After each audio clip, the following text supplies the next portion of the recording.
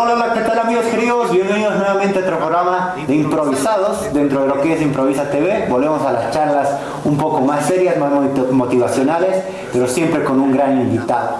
El día de hoy tengo a una persona que no tenía el gusto de conocerla, recién hoy día la estoy conociendo, amo cuando son las charlas así, pero bueno, me voy a comentar dónde lo he conocido yo, pero con nosotros el día de hoy está Giovanni Arzabe. Giovanni, ¿cómo estás? Muchas gracias, no, un placer estar contigo, de verdad un gusto y muchas gracias por la invitación. Giovanni, bueno, ya te adelantaba un poquito fuera de cámaras, yo te conoció dando una conferencia, sí.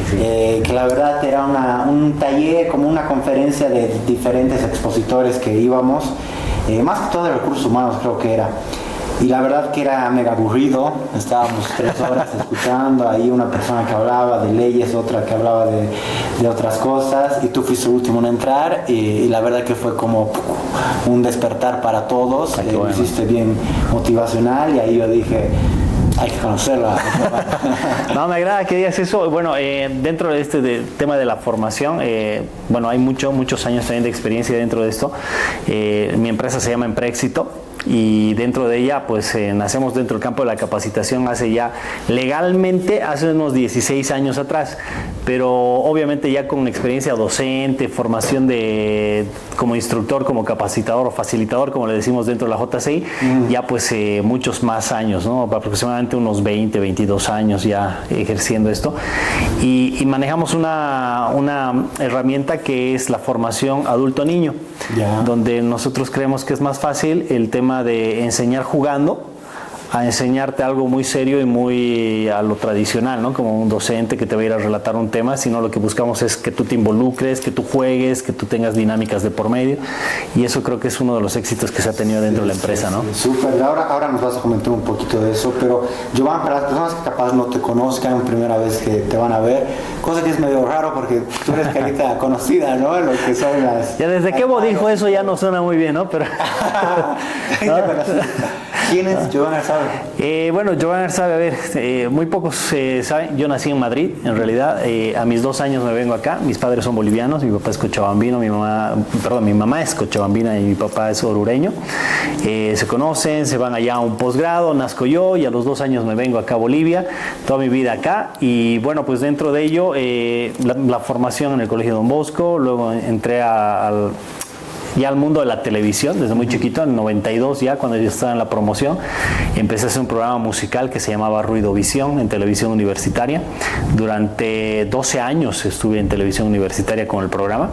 Dentro de esos hubo algunos intermedios en los cuales salí para hacer otros programas.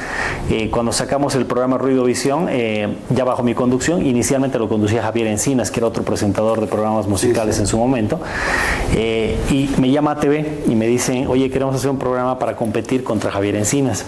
Y bueno, nos salimos, armamos todo, armamos el esquema, y de repente el programa nunca salió. Y fue el 94 cuando Bolivia clasificó.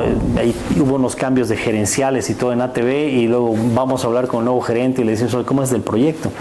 Y nos dice: no, pero el proyecto ya está en La Paz. Ah, ya está en La Paz, sí, pero lo va a conducir Javier Encinas. Tú lo conoces, el proyecto como Disque B por ATV, que fue un proyecto que lo armamos con Mario Cortés, con Gastón González, mi papá y yo en ese momento, pero bueno, fue un proyecto que tuvo mucho éxito. Fue un boom, ¿no? Fue un boom, y bueno, pues ahí me fui medio decepcionado de lo que pasó, pero igual me volvió a llamar a ATV y empezamos a hacer luego el Hip Hop de ATV, que era un programa de concursos que se realizaban los fines de semana. Yo me convertí en el conductor de Cochabamba. En La Paz estaba el conductor central, que era Tonchi Raljevic. Él era el principal. Había otro conductor en Santa Cruz, un compañero, un amigo de Chaplin.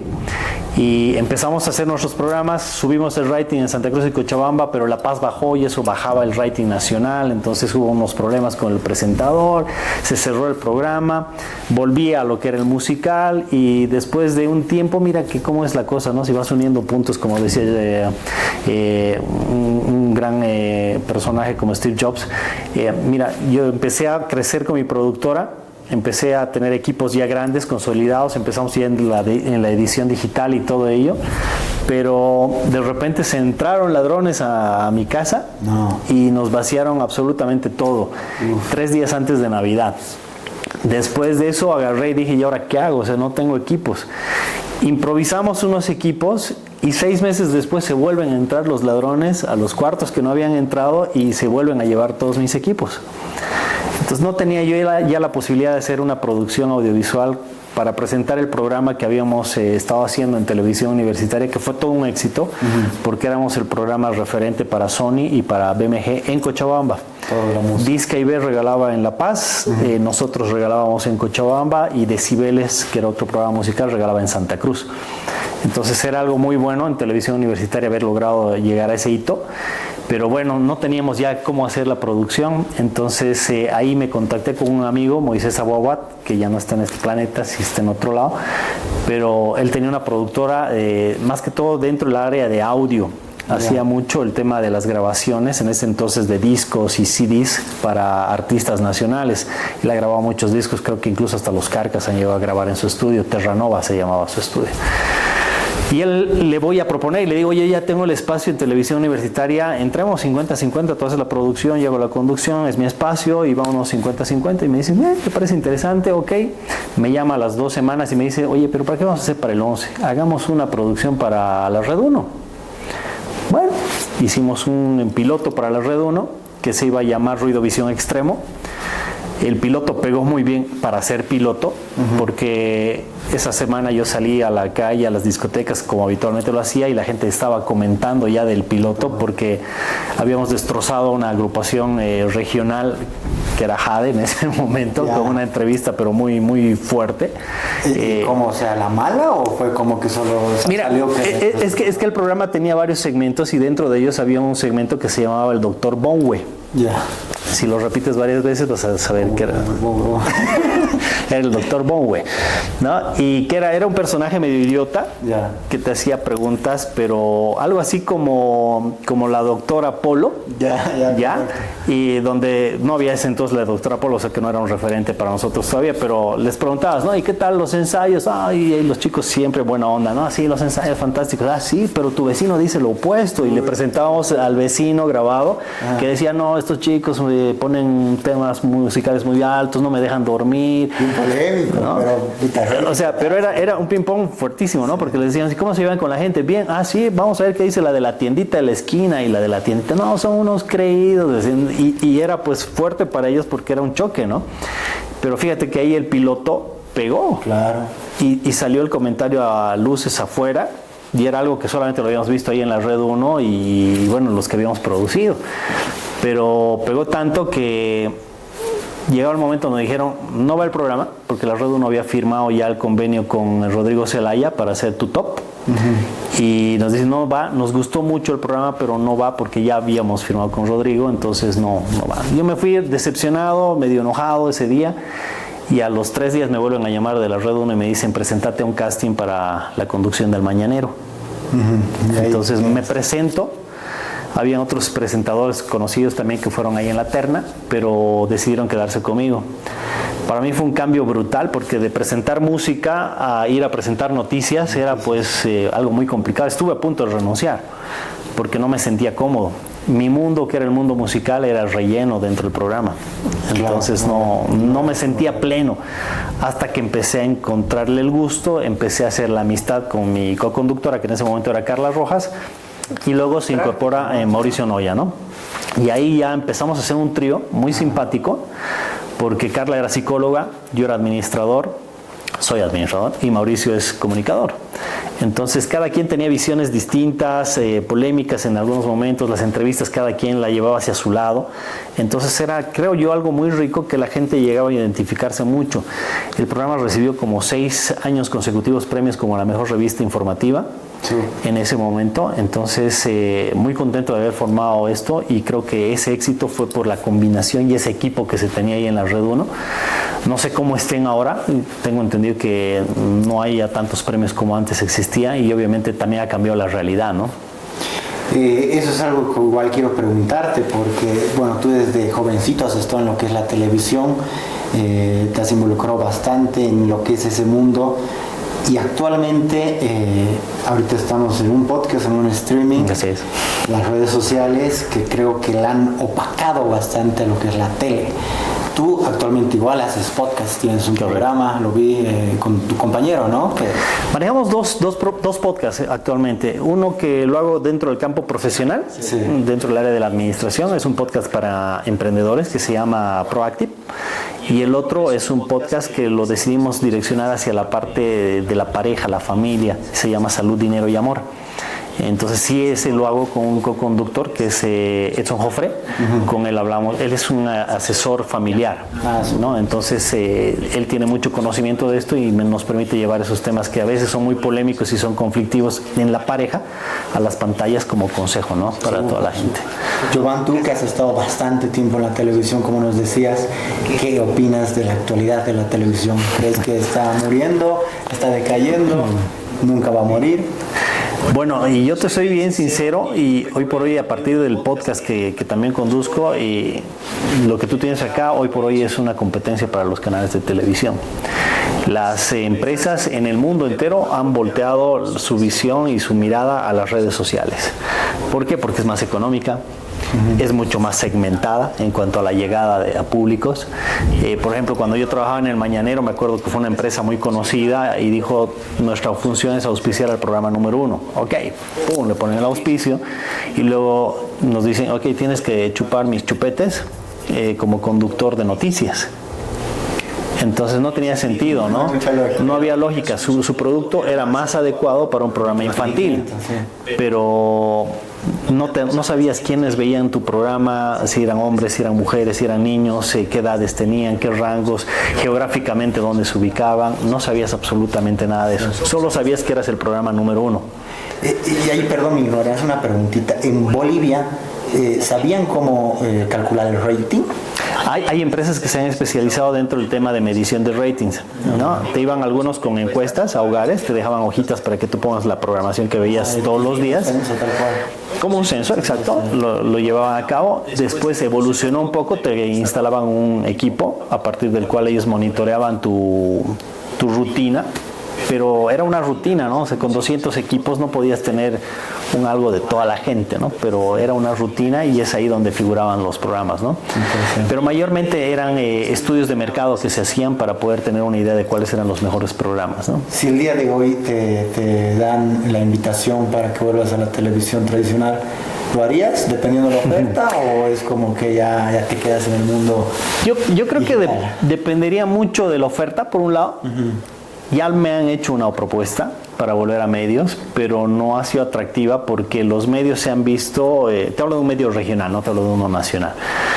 Me han dicho, ven, haz el programa, pero tú lo vendes. Ya, entonces es muy cómodo, ¿no? Para un medio regional decir tú lo vendes, porque el que va a entrar en conflicto para venderlo eres tú. Tú eres el presentador, el productor. Sí, todo. Vendes todo y nosotros nos quedamos con el... Claro, el 50%. Y nos quedamos con el 50%. Entonces es un trabajo muy cómodo. Lo descarté porque no me parecía lo adecuado, porque no había un esfuerzo por parte de ellos. Y además que cuando ellos venden, ellos sí no te dan nada a ti. Solo lo que tú vendes va a 50-50 y lo que venden ellos es para ellos. Entonces no era un trato conveniente, no me pareció interesante y lo que dije fue, bueno, pues no me interesa. ¿Por qué? Porque ¿para qué quiero volver a la tele?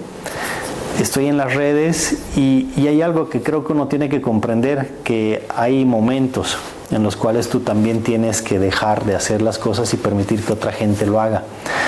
Creo yo que mi salida del Mañanero fue en el mejor momento, porque el programa, como te había mencionado, ya había recopilado 6 premios consecutivos durante 6 años.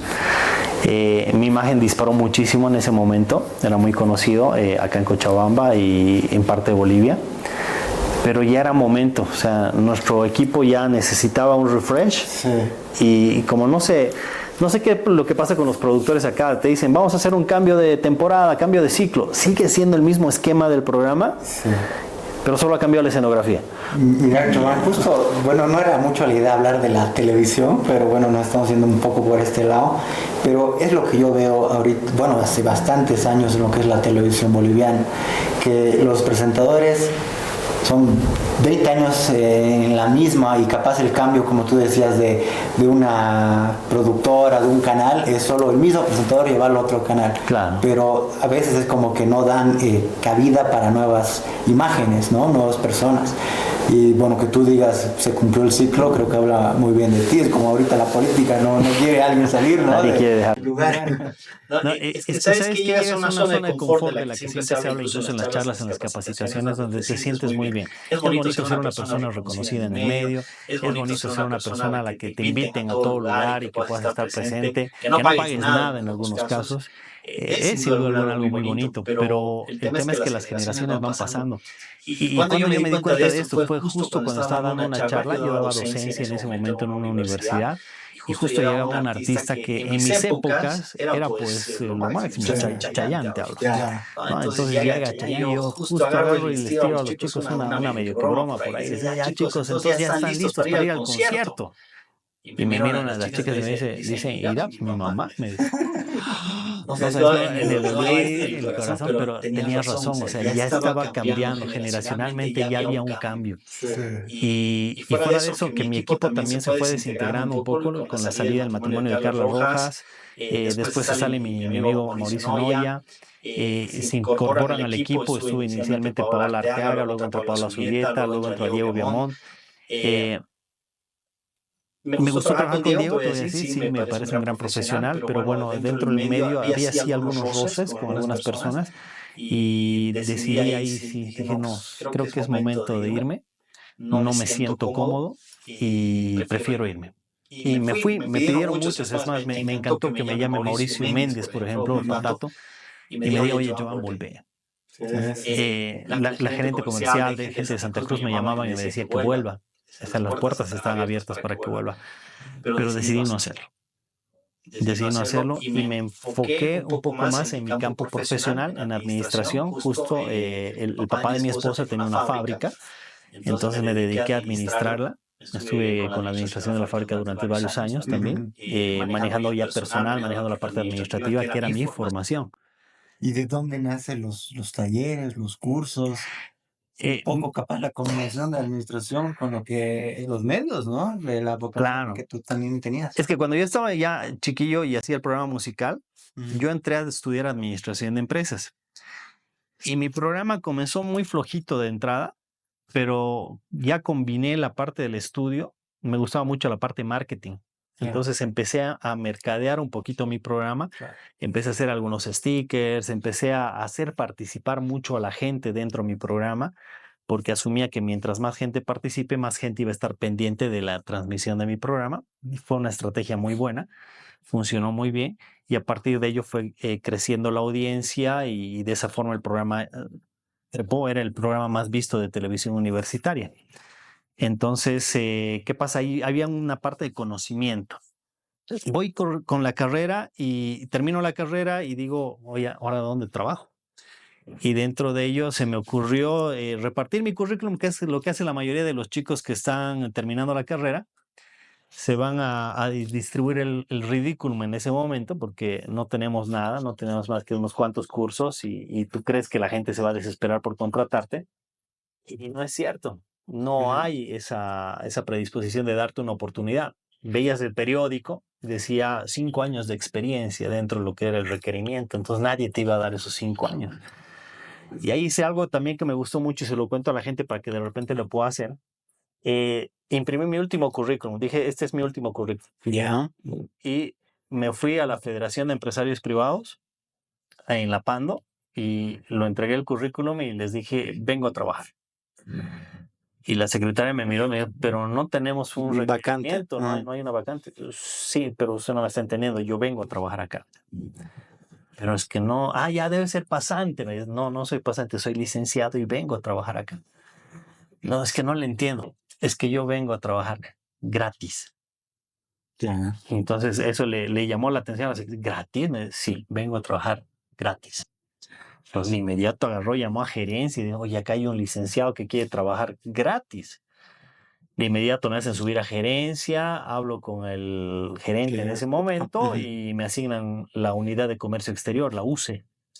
Y me dicen, váyase ahí de inmediato. Y empecé a trabajar gratis. Mi jefa se llamaba Claudia y ella me dijo, yo sé que has venido a trabajar gratis, pero acá igual trabajamos 8 horas. Wow.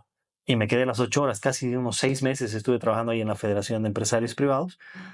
Pero ¿por qué quise entrar ahí? ¿Por qué llevé ahí? Porque como mi formación era como administrador, yo estaba consciente que necesitaba un roce con los empresarios. Y qué mejor que la Federación de Empresarios Privados. Entonces, ya en esa unidad, yo me enteraba de las reuniones que iban a tener los empresarios para la prensa, o reuniones internas y todo, y yo me quedaba a las reuniones. Me ofrecía ayudar, repartir los frescos. No, las esas estrellas, ganas ¿no? de querer aprender, tal cual. Claro. Y conocí un montón de gente, o sea, yo al momento de distribuirles me contactos. quedaba charlando, hablaba con ellos, y ya bueno, de repente un primo luego me ofrece un trabajo, me voy a trabajar con él, y era, ¿no? Necesitamos un contador, yo tengo. Estamos trayendo maquinaria de Alemania, necesitamos una agencia aduanera, yo tengo. Sí. Y era un chango que tenía 23 años y que ya conocía gente mayor y que tenía un conocimiento de contabilidad, de finanzas y todo, y era algo global, ¿no? Eso, Joan, creo que es un gran consejo que estás dando, porque a esa edad, 20, 23, los jóvenes están pensando capaz en otras cosas. Yo ahorita tengo 33 y la verdad que si algo quisiera cambiar de mi vida es trabajar de más joven o tener esa hambre de ganar plata, porque capaz a esa edad era muy cómodo y me dedicaba solo a estudiar y salir y demás. Pero la vida pasa volando, ¿no? Y el aprendizaje igual, aprender de más jóvenes es ideal. O sea, Pero ahorita en todo lo que estamos hablando, das de consejos esto. Me ha sorprendido igual que digas que roben y 2 veces y salgas como ya, entonces me uniré con alguien para salir adelante con el proyecto que tenía pensado. Esa mentalidad de seguir adelante, siempre la has tenido, ¿de dónde nace? Porque ir y a dejar tu currículum solo para aprender, se puede decir, igual es ganas de querer superarse a uno mismo. obviamente todo va con ese afán de querer aprender. Y yo soy consciente de que cuando una puerta se te cierra, una ventana se va a abrir y son oportunidades que hay que tomarlas. Y en el caso del robo, no tenía otra, ¿no? O sea, podía haber cerrado el programa y quedaba ahí, pero era algo que a mí me fascinaba, me Exacto. encantaba. Uf. Entonces no estaba dispuesto a renunciar. Cuando algo te gusta, No, tenía que tienen que salir, luchar por eso. tenía que salir como sea. Mm, Y mira, cuando no salió generó frustración porque hicimos el piloto, como te digo, y me dijeron, no va. mm. Entonces fue otro golpe, ¿no? O sea, había perdido todos los equipos. Me dicen que no va el programa en el que habíamos trabajado, en el que nos habíamos esforzado en esquematizar para poderlo vender a una red. Entonces, te agarra la decepción y yo ya estaba viendo qué iba a hacer en ese momento y de repente llegó esa llamada, ¿no? Que te digo que me convocan al casting, ¿no? Y hay tantos ejemplos de personas excelentes, maravillosas, triunfadoras, de que a la primera vez le han dicho no. Y cualquier persona a la primera puede bajar los brazos y rendirse, ¿no? Pero creo que lo ideal ahí es que en serio te guste o estés seguro de que eso es lo que la pasión que tienes que seguir luchando, ¿no? Claro. ¿No? ¿Qué es lo que pasa dentro de esto? Yo tengo, creo que mi familia ha sido un pilar importante dentro de esto porque yo tengo una hermanita que es sorda, Ya. ¿ya? Entonces, mi hermanita, ¿por qué te digo que ha sido algo importante dentro de mi vida? Porque dentro de esta relación que yo tengo con ella, hemos armado un lenguaje casero Ujú. de comunicación. No manejo yo un lenguaje de señas que sea realmente el lenguaje que se maneja, Ok. sino es muy casero, pero me ayudó mucho con el tema de gesticulación, con el tema de poder mover movimientos, gestos y tratar de hacerme comprender con ella. Entonces, eso me ayudó mucho en medios. Luego, cuando no tenía el tema del trabajo, cuando empecé a buscar el trabajo, la persistencia de igual forma, porque con mi hermana va ahí, ¿no? O sea, no me entendía algo, tenía que persistir y persistir hasta que me entienda. Entonces, creo que por ahí viene una parte de eso. Ya luego, cuando entro a trabajar, digo, necesito más roce porque me di cuenta de lo que la federación me había dado y me recomendaron una institución que se la recomiendo a todos los jóvenes, que es Cámara Junior, la Ya. JCI. Y a partir de ello dije, voy a ir a reunirme con estos que son líderes, que son jóvenes líderes. Mi primero fue una decepción para mí llegar a cámara, ¿Por qué? porque primero que tenías que ser invitado. Encontré a alguien que era parte de cámara, y le dije, me tienes que invitar. Me dijo, ya, te voy a invitar. Las reuniones son los miércoles a las 8. 6:30 de la tarde yo estaba en su casa. Él trabajaba en el banco. Llega del banco, me dice, ¿pero qué estás haciendo, hermano? Hasta que te cambies, vayamos allá, ya va a ser las 8. No, pero siempre comienza tarde. No. Estuvimos a las 8:45 en la plaza principal. Las instalaciones de Cámara Junior eran ahí. Y él me dice, pero ya ve, te he dicho que va a comenzar tarde, man. Y de verdad comenzó tarde, 9:30 abrí la puerta. Y yo estaba, como te digo, desde las 6:30.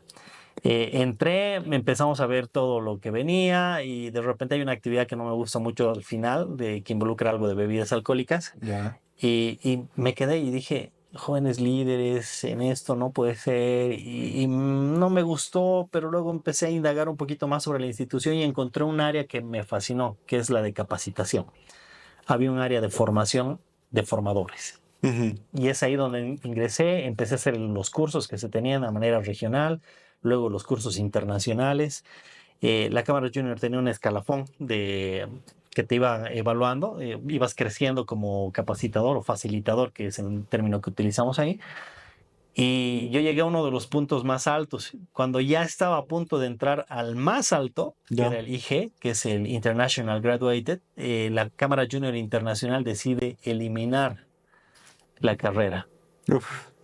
Pero ya tenía una formación muy bien hecha, muy bien consolidada dentro cámara, ¿no? Porque yo fui el mejor instructor de Bolivia el 2008 y el 2010. Entonces vi que tenía las capacidades para enseñar, por el hecho de mi hermana, podía moverme bien. El hecho del canal me había dado la facilidad de palabra.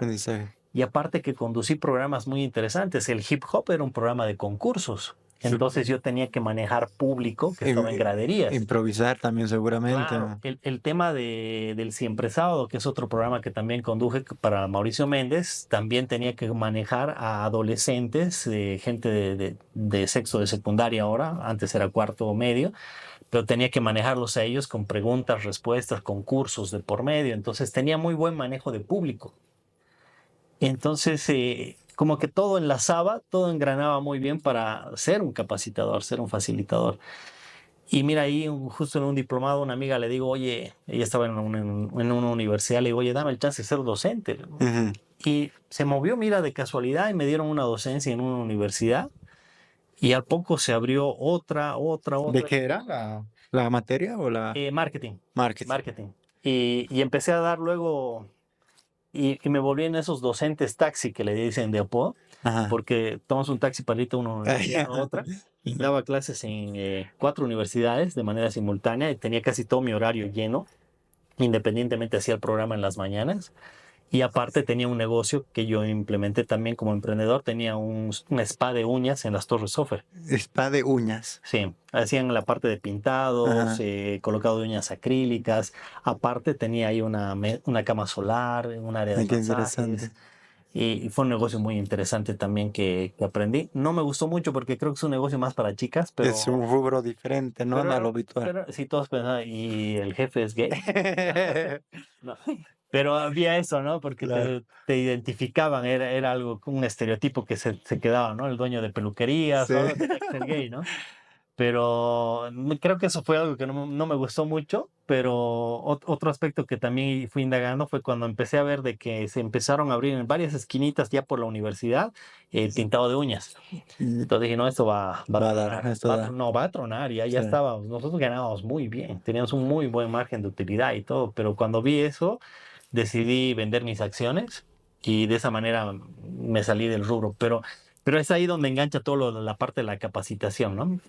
Todas estas herramientas que yo había formado en el tiempo se unieron y me daban una ventaja competitiva muy interesante dentro del campo de la capacitación. Ahorita, Jovan, las charlas que das, ¿vendrías a ser como un conferencista, coaching? ¿Cómo te nombrarías? De hecho, nosotros, cuando ya estaba con una sociedad dentro de esto, con Pablo Reynolds, un gran amigo, un gran hermano, seguimos con una amistad muy linda con él. Nuestro objetivo era llegar a ser speakers internacionales. Y mira que tuvimos la dicha de representar a Bolivia en Argentina. Fuimos invitados. Inicialmente fuimos a una conferencia de Cámara Junior en Rosario. Dimos una charla De casualidad uno de los de cámara escuchó, le gustó la charla y nos contactan nuevamente a Bolivia, Ministerio de Innovación y Tecnología de Mendoza. Oh, Entonces fuimos a dar la charla ya con personajes ya fuertes. Néstor Braidot, que es uno de los grandes, tiene muchos libros y es uno de los enfocados en neurociencia hoy por hoy en Argentina. Era uno de los disertantes. ¿la charla de qué era? Mira, es un programa muy interesante que hace el Viceministerio de Innovación y Tecnología conjuntamente con un ayuntamiento allá en Mendoza.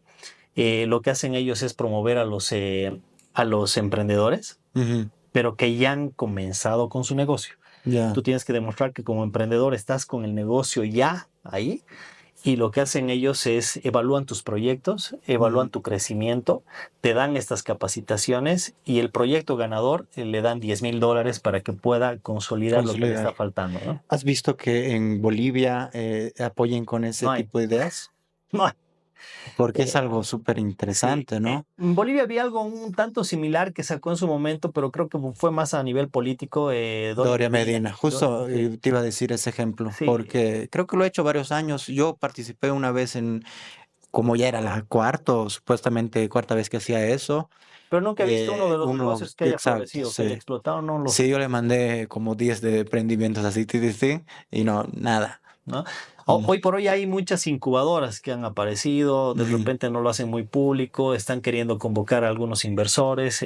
Hace poco estuve en la San Simón, también nos dijeron de que van a hacer algunos desarrollos y nos invitaron también para poder participar, para poder estar ahí como evaluadores y a la vez como inversores, ¿no? Ver A- un proyecto. Ahorita de las charlas o conferencias que da Jovan, es de motivación, Mi área, de empresarial, ¿no? De sí. emprendimiento también, Bueno, de hecho, mi empresa se ha dedicado a dar charlas empresariales. empresariales. No damos charlas abiertas, no organizamos seminarios ni conferencias abiertas, Ujú, que es un nicho que de repente puede ser interesante explotarlo, pero no lo hemos hecho. Sí he dado charlas abiertas, pero que han sido programadas o desarrolladas por universidades. ujú, Pero que mi empresa haya querido hacerlas, creo que no hemos hecho ninguna. Mayormente mi mercado son las empresas las que nos convocan, nos contratan para ir a cubrir algunas necesidades que ellos tienen. Las necesidades mayormente van dentro de un área que me gusta explotar, que es la mía, que se llaman habilidades blandas. ya, Entonces manejo mucho el tema de actitud, comportamiento, motivación. Entro dentro de mi especialidad también el área de marketing, ventas. habilidades blandas. Sí, Hace un ratito decías que cuando estabas en la tele formaste un gran equipo de trabajo. Creo que de eso igual das alguna charla, o está en el tema de las claro, sí, charlas, que es claro, la relación laboral, ¿no? claro. Que en la empresa, que eso es muy importante. Bueno, según para mí es esencial el clima laboral. Exacto, es clave.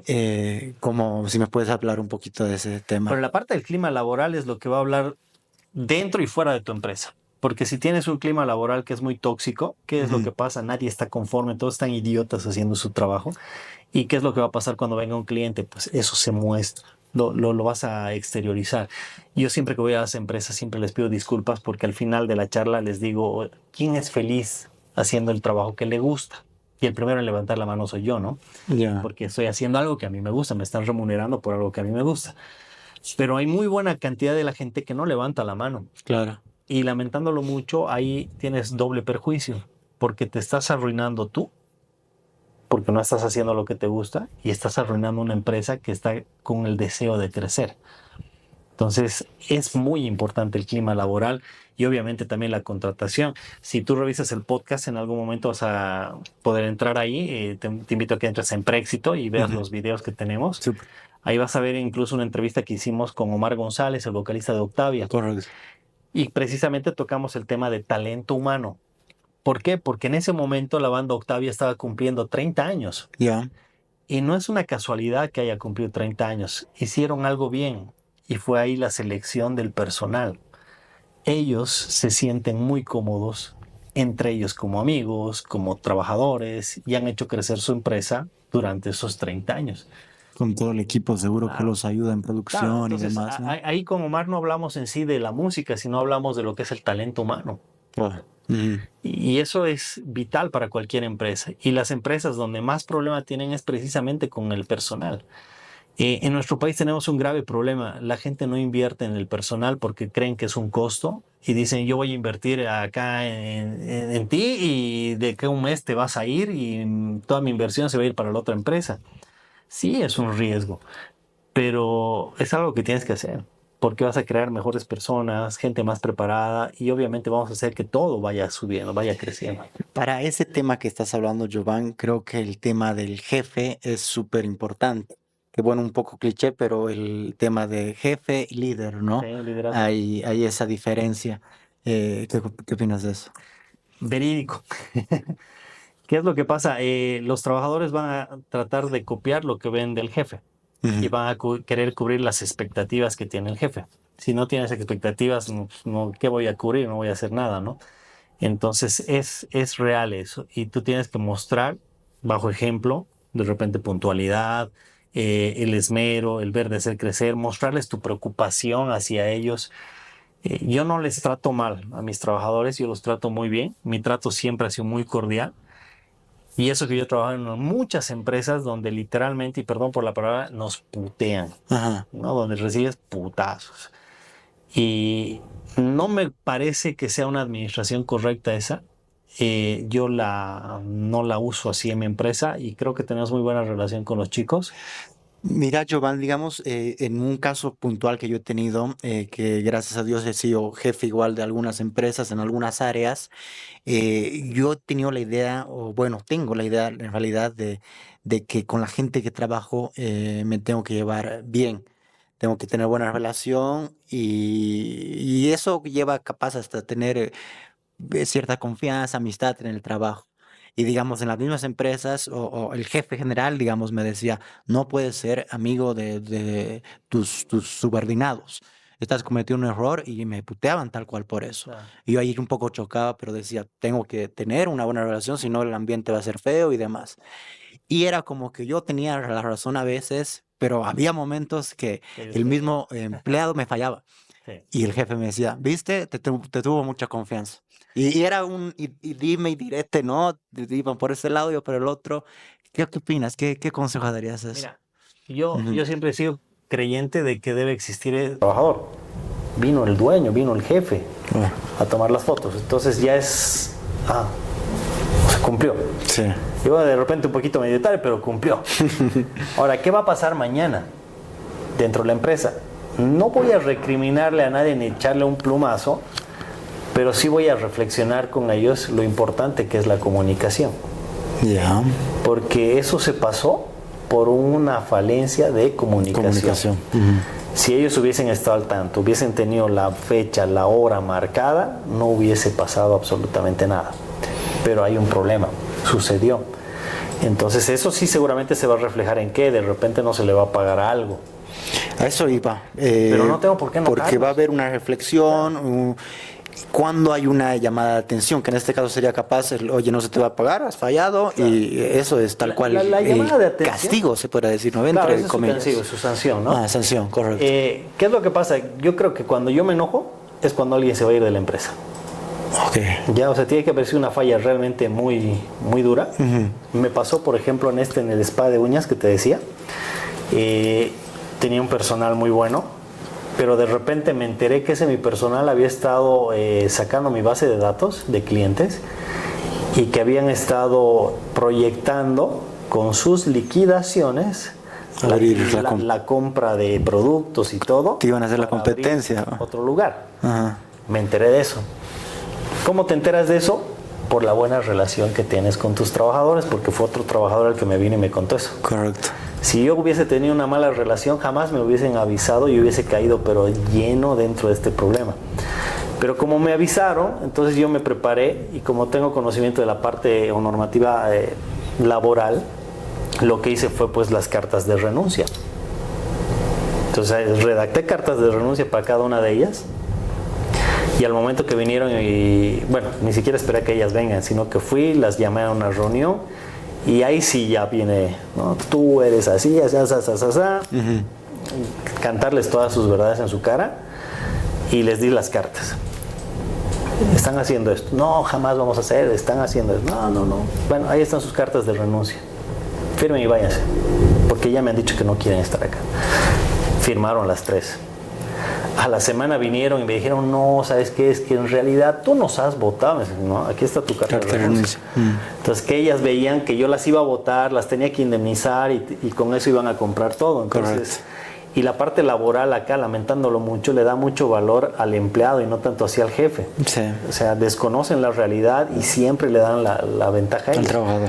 Afortunadamente en esta oportunidad estuve preparado y logré tener eso y bueno, pues ellas tuvieron mi base de datos, igual se llevaron muchos clientes allá, pero afortunadamente lo que mal comienza, mal acaba, ¿no? Correcto. Se cerraron al mes. No al mes, duraron creo que un año o algo así, pero es que hay un tema, cuando tú eres el dueño, tú tienes una visión de negocio, tú tienes la idea, tú le vas alimentando a tu negocio, a tu bebé, lo vas vistiendo, le vas poniendo una cosita, otra cosita. Pero cuando el otro lo hace porque dinero, que ganar bueno, plata, no va a darle ese cariño, esa idea, y obviamente vas a tener un lugar más feo, un lugar medio hostil, un lugar de incumplimiento. Entonces no va. Súper, Giovanna. Ahorita hablábamos un poco de las sanciones o de las llamadas de atención. Yo quiero ahora preguntarte más bien lo contrario, sobre las remuneraciones o motivaciones, qué tan importante y qué tan seguido lo deberíamos realizar en una empresa. Nosotros tenemos un trabajo interesante que es distributivo. Mientras más clientes entren, más se paga la gente. ¿No? Menos clientes, menos se paga. Entonces, ¿qué es lo que pasa? Toda la gente se va a desesperar porque haya más clientes. Entonces ahí hay un clima donde alguno dentro de su área se va esforzando más y le va diciendo al otro, ya puedes vender, no tengo espacio. Como que también me ha tocado que en algún momento me dicen, no, por favor, ya no me cargues más, no tengo tiempo y tengo que ver de meter más gente. Entonces yo creo que el tema de remuneración es clave en el sentido de saber equilibrar todo, las responsabilidades que ellos tienen para que vayan ganando en base a esa responsabilidad. Algunas veces me ha tocado, cuando comencé, por ejemplo, yo le pagaba mucha plata a un asistente. Es más, lo que entraba de un cliente entero se lo pagaba a él. Wow. Pero no hacía él la actividad como para ganar eso. Y todavía me fallaba o no iba y terminaba yo solo. Entonces, el proceso de engranar con tu gente o tener el personal adecuado es un proceso de tiempo. Va en el tiempo.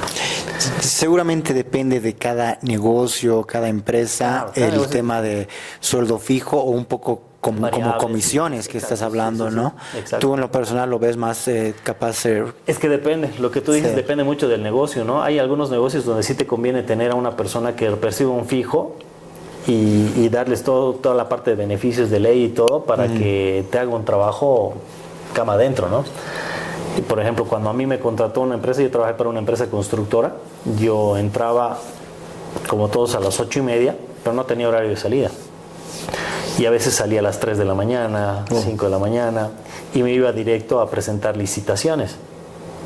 Entonces, esa empresa sí lo hacía bien porque querían a una persona que les cumpla con todo eso que yo hacía. Entonces, ahí sí está bien que le pagues un salario fijo porque le das estabilidad a esa persona. Pero ¿cuál fue el error con ellos? Nosotros quise optar por un tipo de visión distinta dentro de la empresa. Habitualmente cuando tú entras a trabajar para una empresa, tú eres un dependiente de la empresa. En este caso yo quise voltear el significado de esto y dije, no, yo no voy a ser dependiente de la empresa va a ser dependiente mía. Y nos empezamos a meter mucho con mi asistente más, tenía una asistente asignada y despidieron a la secretaria. Entonces estaban en un proceso de contratación de secretaria, pero nos metimos tanto que luego ya no contrataron secretaria. Hacíamos la parte contable, administrativa, hacíamos la recepción, hacíamos el despacho a campamento de los insumos, pagábamos salarios, presentábamos las licitaciones, hacíamos el tema de las boletas de garantía. Yo lograba que mi boleta de garantía salía entre 4 a 5 horas. O sea, y actualmente salen 48 horas. En conclusión, te ibas de ese lugar y los dejabas. ¿Qué pasa ahí? Nada. Por eso ahí generabas la dependencia de ellos hacia ti. Entonces ahí venía eso. Yo cuando me fui, ellos contrataron 4 personas. Les era más barato aumentarme mi salario, claro, que pagar a que yo me vaya. Pero bueno, cada quien va eligiendo su destino y yo ya también había cumplido un ciclo ahí. Sí. Y ahí fue donde me empecé a enfocar más en la parte de docencia. Porque la empresa no me pagaba mal, pero con el tema de docencia, con la cantidad de materias que estaba empezando a tener, ganaba mucho más. Con lo del canal se sumaba más, con mi emprendimiento se sumaba más, entonces me era más rentable salirme de la institución. Giovanni, volviendo un poquito atrás a lo que das conferencias, das charlas, para vos es sencillo pararse en una tarima y hablar, más que todo por lo que has tenido la escuela, desde la tele, contabas de tu hermana y todo eso. Para algunas personas que les cuesta demasiado, es un reto totalmente, ¿no? Y ¿tú opinas que es algo que deberían hacerlo alguna vez? ¿Qué cosas beneficiosas tiene eso de hablar al público, salir un poco de su zona el tema de hablarle al público es algo que a mí me encanta, sí, me gusta mucho, pero creo que no es para todos. Yeah. Es lo mismo que el emprendimiento no es para todos. Mucha gente sí va a sentirse más cómoda y todo siendo dependiente o bajo un paraguas de seguridad. Entonces ser emprendedor, ser presentador, no es para todos. Es muy interesante y yo te digo, hasta el día de hoy me sigue viniendo el bichito a veces de nervios, de entrar en algún momento, la incertidumbre de que si lo voy a hacer bien, lo voy a hacer mal, y tratar de luchar para que salga bien el evento. Es algo que a mí me gusta, ¿no? Porque es algo que está en vivo y tienes que salir como sea, ¿no? Entonces eso también me gustaba de la tele, ¿no? Cuando hacías programas en vivo, me parece mucho más divertido el vivo porque tienes que batírtela y sale como sale, ¿no? Correcto. Entonces ahí incluso las fallas las hacía yo más obvias. Cuando me equivocaba en algo hacía para arreglarlo, ¿no? Para arreglarlo, para que sea más humor, o sea, más gracioso, y que la gente se dé cuenta que uno también se equivoca, ¿no? Sí. Entonces hacía eso y bueno, creo que no es para todos. Pero si tienen el chance, es algo realmente espectacular el pararse frente a gente. He tenido la oportunidad de estar ahí en lo de Argentina, más o menos 3,000 personas, que es un público masivo, realmente se ve muy lindo, ver todo lleno. Acá hemos estado con participación de hasta 700 personas en Bolivia, en cursos que hemos armado para Tigo. Hemos hecho unas campañas con ellos y hemos estado en colegios hablándole a 700 jóvenes. Súper. Entonces me gusta mucho porque es un reto de haber conducido programas televisivos de concursos, manejar a 100 personas y ya treparlas a 700 es bien complicado, ¿no? Pero es un reto. Ahorita decías que el emprender no es para todos, pero pensaría que todos tienen que algún rato intentarlo justamente para saber, ¿no? Si es lo que les guíe. Eso, ¿no? Porque al hacerlo, por más que no sea para esa persona, te das ahí como crear tu marca es algo que realmente te da gratitud, yo creo, ¿no? Pero es que eso es algo que te apasiona a ti y me apasiona a mí. Ya. Pero no es para todos. Hay personas que no les gusta. Mucha gente es mucho más segura. Es más, te doy el ejemplo de mi papá. Ya. Mi papá trabajaba en la universidad y al momento de irse les daban el chance de que tu hijo entre. Y me dice, oye, vente a la universidad. Le digo, no. Pero vente, es un salario fijo, vas a tener el seguro. No quiero. Porque si voy a estar ahí todo el día, ¿a qué rato hago mi empresa? Sí. Y me decía, pero es que tu empresa no es segura, de repente te va a ir mal, de repente no tienes el seguro, te vas a enfermar. Es un riesgo. Y es un riesgo muy complicado para el emprendedor, el tener que generar salarios para la gente con la que trabaja contigo, el ver de tener a tu familia con las necesidades que ellos tienen, tratar de cubrirlas. Hay veces que no te alcanza, tienes que inventarte algunas cosas, tienes que ver de volcar siempre el tema comercial, a ver qué es lo más rentable. Por ejemplo, mañana tenemos una reunión en mi empresa para ir viendo nuevamente nuevos nichos de mercado, nuevos enfoques que vayamos a dar, porque si no te quedas en esa zona de confort, te va a patear. Correcto. Cualquier rato te puede quedar algo malo y te van a patear. Entonces, qué mejor que tratar de buscar algo de visión y proactividad y tratar de proyectarte al futuro, ¿no? Súper. Y bueno, también... Pero no es para todos, como te digo, hay mucha gente que prefiere está muy cómoda, no te digo que estén incómodos, están muy cómodos recibiendo un salario. Y esas personas que reciben el salario y capaz no quieren ir a lo seguro, ahí, pero tienen que estar en un lugar que les guste, ¿no? Yo pensaría Claro. que ahí es lo que hablábamos al principio, que tienen que estar en un lugar que les guste el trabajo, porque si no realmente Es un infierno. son, Es un infierno. son infelices tal Claro. cual, ¿no? Hay mucha gente que trabaja porque, bueno, es lo que hay ahora y tengo que estar ahí. Y después... Pero se también acomoda. es algo que Pero les no lo hace queda feliz, ¿no? porque la crisis también es complicada, ¿no? No hay otra. Mira, hay tres tipos de empleados que se dice, ¿no? Tienes ver. el bueno, Ya. tienes el malo, que es fácil de identificarlo porque te hace algo mal o constantemente te hace mal y lo puedes o votar o lo puedes capacitar, ¿no? Pero tienes el tercer tipo de empleado que es el peor que puede existir, que es el mediocre. Ya. ¿Ya? No es bueno, no es malo, está ahí, pero no se hace sentir, ¿no? O sea, porque hago, cumplo y me voy. Ese tipo no va a hacer crecer tu negocio, ese tipo no va a crecer. Qué interesante. Es ahí donde tú tienes Y Giovanni, me imagino que en esos tres tipos de trabajadores que hay, puede haber el cambio en el sentido de que puede empezar un trabajador siendo bueno, pero a medida que va en la empresa puede volverse mediocre. Y eso va por justamente cómo es el clima laboral, cómo lo manejan en la empresa, qué posición le ponen a ese trabajador. El tema dentro de esto, esa transformación que tú me dices, hay gente que transforma en retro, va en retro, y lo más triste es que a veces son los más antiguos. Y eso lo he vivido dentro del área industrial, específicamente gente que tenía 15 años trabajando dentro de la empresa y resultaban ser ladrones. ¿No? Entonces identificar a un ladrón dentro de tu empresa y que sea uno de los más antiguos y de los más queridos era doloroso. Seguro. Pero creo que es un tema muy arraigado a lo nuestro, a Bolivia especialmente, donde aplaudimos mucho el tema de la viveza criolla. Sí.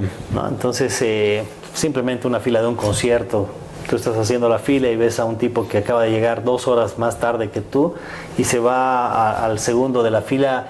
Gracias, hermano, por reservar mi fila, ¿no? Y se mete y ¿qué más hace la gente? Dice, qué capo. Filas de gasolina actualmente. ¿No? Pero es un idiota, porque no debería haber hecho eso, ¿no? Debería haber respetado la fila. Correcto. Y hacer la fila como los demás. Entonces, acá aplaudimos mucho eso y los antiguos mayormente empiezan a ver, pues, de repente algunas brechas o huecos dentro de tu esquema organizacional y a veces empiezan a aprovecharse o empiezan a bajar.